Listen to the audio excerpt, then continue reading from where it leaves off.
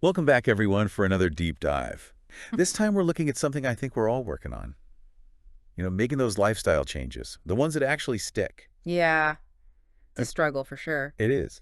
So today we're going to be drawing on the wisdom of health and well-being coach, Dawud Osborne. We've got his article. It's called The Power Within, Why Lasting Lifestyle Change Starts With You.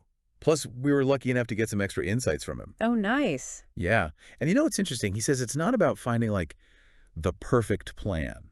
It's Okay, something much deeper than that. interesting. I'm intrigued. What has he found working with clients? Well, he talks about how people often come to him looking for that magic solution, that one trick that will instantly transform their health. I bet you've seen that too, Oh, yeah, all the time. right? What are your thoughts on that quick fix mindset? It makes sense in a way. I mean, we live in a world that's obsessed with instant results, Yeah, overnight shipping, instant downloads. It's kind of natural that that spills over into how we think about our health goals. totally. And Osborne actually calls this out in his article. He says, we've been conditioned to believe that change is something that we can outsource, That's a good point. right? But to challenge that idea, he uses this interesting analogy. He sees himself as a guide, not a savior. I get that. What do you think he means by that? Well, it really highlights the difference between passive consumption and active participation. It's like having a map versus actually taking the journey. Yeah. The guide can point you in the right direction, but you are the one who has to walk the path. I love that. That's such a powerful image.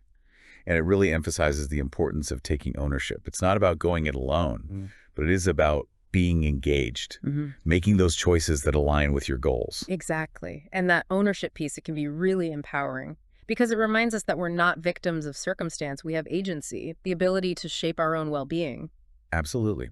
And this brings us to another key takeaway from Osborne. He says, and I love this, you already have what it takes. I love that too. Right. Now, I know that phrase inner power can sound a bit vague. Yeah. So how would you explain that concept to someone who's maybe feeling lost or unsure of where to start? I think it boils down to self-efficacy. That belief in your own ability to succeed. It's about recognizing your past wins, Hmm. even the small ones, and realizing that you have the strength to make those changes. I think that's a great way to put it. It's about tapping into that inner resilience, Mm. remembering that you've overcome challenges before. So even when it comes to something as complex as lifestyle change, Mm-hmm. you have the resources within you to navigate it. Absolutely. And I think this ties back to the idea of ditching the quick fix mentality.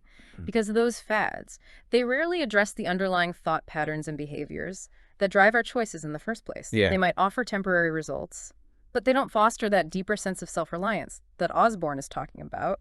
That's so true. It's like putting a Band-Aid on a deeper wound. Yeah. And I think Osborne's approach goes beyond just achieving a specific outcome. It's about cultivating a sustainable way of life that feels authentic and fulfilling. It's not about deprivation. It's about making choices that support your well-being over the long haul. Exactly. And speaking of choices, Well, Osborne puts a lot of emphasis on the fact that every decision we make, even something as small as what we choose to eat for lunch, or whether we take the stairs instead of the elevator, shapes our overall well-being. right. Those seemingly insignificant choices accumulate over time, and they contribute to the bigger picture of our health. Like that saying, we are what we repeatedly do. And that brings up an interesting question. How do we navigate those daily choices in a way that aligns with our goals? I mean, it's easy to get caught up in old habits or succumb to external pressures. How do we stay true to ourselves Yeah. and make choices that truly serve us? That's where mindfulness comes in. It's about paying attention to our internal cues, our thoughts, feelings, and physical sensations, and making choices that are aligned with our values and what feels genuinely good for us. Yes. It's about building that self-awareness muscle and learning to distinguish between what we truly desire and what external influences might be pushing us towards. I love that. It's about tuning into that inner compass Yeah. and making choices that resonate with who we are at our core. Right. And that can be a powerful shift. It moves us away from that external validation seeking and towards a more internal sense of knowing. It allows us to make choices that are truly in alignment with our own individual needs and aspirations. Absolutely. And speaking of individual needs and aspirations, Osborne also shares his personal experiences as a successful coach. To illustrate that lasting transformation comes from within. Oh, I'd love to hear about that. Yeah. How does his own journey reflect these principles? Well, he talks about how he used to struggle with his own health and well-being bouncing from one fad diet to the next, searching for that quick fix. But it wasn't until he shifted his focus inward and started addressing the underlying emotional and psychological factors that were driving his unhealthy habits that he began to experience real and lasting change. Yeah, I think we've all been there, looking for that external solution instead of looking within. It's so common. Absolutely. But what's inspiring about Osborne's story is that he realized that true transformation had to come from a deeper place. It wasn't about finding the right diet or exercise plan. It was about understanding himself, addressing the root causes of his unhealthy habits. So he had to become his own guide before he could effectively guide others. Exactly. And that's a powerful message for all of us. It's a reminder that we have the capacity to heal and transform ourselves.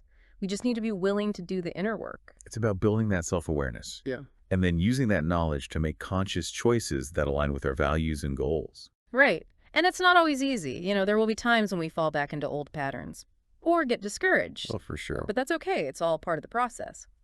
The key is to keep coming back to that sense of self-compassion, remembering that lasting change is a journey, not a destination. So how does Osborne approach those inevitable setbacks? Does he have any strategies for getting back on track? He emphasizes the importance of reframing those setbacks as learning opportunities. So instead of viewing them as failures, he encourages his clients to see them as valuable feedback. Okay. It's about asking yourself, what can I learn from this experience? How can I adjust my approach moving forward? Turning those stumbles into stepping stones. Precisely. And he also talks about the importance of having a support system in place, whether it's friends, family, or a professional coach. Having people to cheer you on and hold you accountable can make a huge difference. I think that's such a good point. We often think of lifestyle change as this solitary pursuit, but having that sense of community and connection can be so empowering. It's about knowing you're not alone in this journey. Exactly. And it's not just about receiving support. It's also about giving support to others. Oh, interesting. Yeah, when we help others, we often find ourselves more motivated and inspired in our own lives. It creates this positive feedback loop. So it's about finding that balance Yeah. between personal responsibility and leaning on others for support when we need it. Right. And it goes back to Osborne's analogy of the guide. A good guide doesn't just tell you where to go. They walk alongside you, offering encouragement and support along the way. I like that. That's a beautiful image. And it reminds me of something else Osborne talks about, the importance of celebrating those small wins along the way. It's so easy to get caught up in the pursuit of the end goal that we forget to acknowledge the progress we're making. Absolutely. Celebrating those small victories helps to reinforce positive behaviors, and it builds momentum. It keeps us motivated and reminds us that we're capable of achieving great things one step at a time. It's like giving ourselves those little pats on the back along the way. And I think it also helps to cultivate a sense of gratitude for the journey itself, rather than just focusing on the destination. Exactly. And that's where Osborne's emphasis on self-belief comes in. He reminds us that we already possess the inner strength and resilience to navigate the challenges that inevitably arise on the path to lasting change. It's about tapping into that power within and trusting ourselves to make choices that support our well-being. It's about believing in our own ability to create the change we desire. And I think that's such an empowering message because it takes the focus away from external factors and puts it squarely back on us, our choices, our actions, our beliefs. Absolutely. And that's what makes Osborne's approach so effective. It's not about following a set of rigid rules or relying on some external authority to tell us what to do. It's about cultivating a deep understanding of ourselves and using that knowledge to create a lifestyle that feels authentic and sustainable. It's about becoming the authors of our own health and well-being stories. And I think that's incredibly inspiring. It is, and it's something that's available to all of us. We all have that power within. It's just a matter of tapping into it. So how do we tap into that power? Does Osborne offer any guidance on that? He suggests starting with a simple question. Instead of seeking external solutions, take a moment to reflect on your own inner power. What one small step can you take today to tap into that power and start creating the change you desire? I love that question. It's so simple yet so profound. It invites us to shift our focus inward and connect with our own capacity for change. Exactly. And it reminds us that we don't need to have all the answers figured out before we start taking action. We can begin with a single step, however small, and build from there. It's about taking that first step, and then another, and then another. It's about building momentum and creating a positive cycle of change. And remember, it's not about being perfect. It's about making progress, learning from your mistakes, and getting back on track when you stumble. Because let's be real, We all stumble. That's part of being human. Right.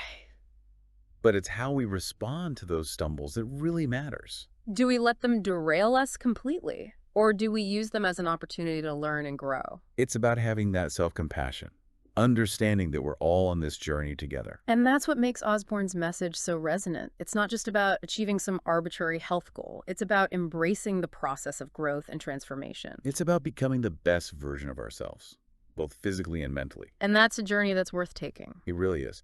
And you know what strikes me about Osborne's approach? Is that it's not about striving for some unattainable ideal of perfection. It's about progress, not perfection. Exactly. It's about embracing the journey with all its twists and turns and recognizing that growth is an ongoing process. It's not about reaching some endpoint and then declaring ourselves done. It's about continually evolving and becoming more aligned with who we truly are. I love that. That resonates with me so much. I think sometimes we get caught up in this all or nothing mindset where we feel like if we're not perfectly adhering to some plan or program, then we failed. But Osborne's message is so much more forgiving and realistic. It's about recognizing that we're all human. We're all going to make mistakes. Yeah. It's okay. Absolutely. And I think that's where self-compassion becomes so crucial. It's about being kind to ourselves even when we stumble. It's about acknowledging our efforts and celebrating our progress, no matter how small. And I think it's also about recognizing that we're all different. What worked for one person might not work for another. There's no one-size-fits-all approach to lifestyle change. Right. And that's why Osborne emphasizes the importance of tuning into our own unique needs and preferences. It's about figuring out what feels good for us, both physically and mentally, and creating a lifestyle that supports our individual well-being. So as we wrap up this deep dive into Dawud Osborne's insights, I want to leave you with this thought. It's a reminder that you already have everything you need to create lasting change in your life. You have the power within you to make choices that support your health and well-being. Trust yourself, embrace the journey, and remember that progress, not perfection, is the key. And if you find yourself needing a little guidance along the way, don't hesitate to seek out support, whether it's from a friend, a family member, or a professional coach. Remember that you don't have to go it alone. Thanks for joining us for this deep dive. We'll see you next time. Yeah. Yeah, And it's about recognizing that we're all human, we all make mistakes, and that's okay. absolutely. And that's, I think, where self-compassion comes in. It's about being kind to ourselves even when we stumble. It's about acknowledging our efforts and celebrating our progress, no matter how small. And, I think it's also about recognizing that we're all different. Like what works for one person might not work for another. There's no one-size-fits-all approach to lifestyle change. Right. And that's why Osborne emphasizes the importance of tuning into our own unique needs and preferences. It's about figuring out what feels good for us, both physically and mentally, and creating a lifestyle that supports our individual well-being. So as we wrap up this deep dive into Dawud Osborne's insights, I want to leave you with this thought. It's a reminder that you already have everything you need to create lasting change in your life. You have the power within you to make choices that support your health and well-being. Trust yourself, embrace the journey, and remember that progress, not perfection, is the key. And if you find yourself needing a little guidance along the way, don't hesitate to seek out support, whether it's from a friend, a family member, or a professional coach. Remember that you don't have to go it alone. Thanks for joining us for this deep dive. We'll see you next time.